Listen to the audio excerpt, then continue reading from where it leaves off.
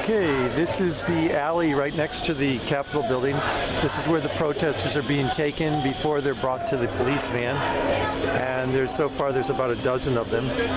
And they're being asked their name, and they're probably having to show their identification. And they're also being handcuffed with twisty ties. They're being photographed by a police photographer, and they're being escorted away from the media, away from the main protesting stage, down the side alley. The 300 or plus protesters are actually confined to an area across the driveway on the other side on the lawn. And the police are quietly escorting the protesters down the side alley to the waiting police van at the end of the street. So they're coming down individually. They're just simply tapping them on the shoulder, asking them to voluntarily walk to the arrest area. This is not an area that is approved by press.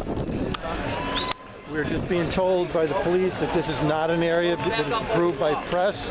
We're being kicked out of this area by a police officer, the Capitol police officer, and we are not allowed to photograph this area any longer.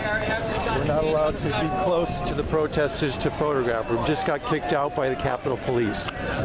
So that is a restriction of the press here. And now we are being escorted out by a huge group of police and blocking the pathway so that we do not come into the bushes anymore. Somewhat limited freedom of the press happening right here in our nation's capital.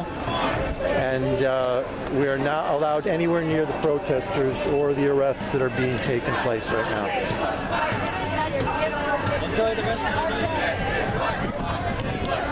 The remaining protesters are some standing, some sitting. They're being escorted away individually. They're simply tapping them on the shoulder and asking them to voluntarily walk with the police to the arrest area. No one is being dragged away forcibly. No one is being physically harmed. No one is resisting arrest. They're all going peacefully and quietly to the staging area down the alley to the area where the actual arrests are being made.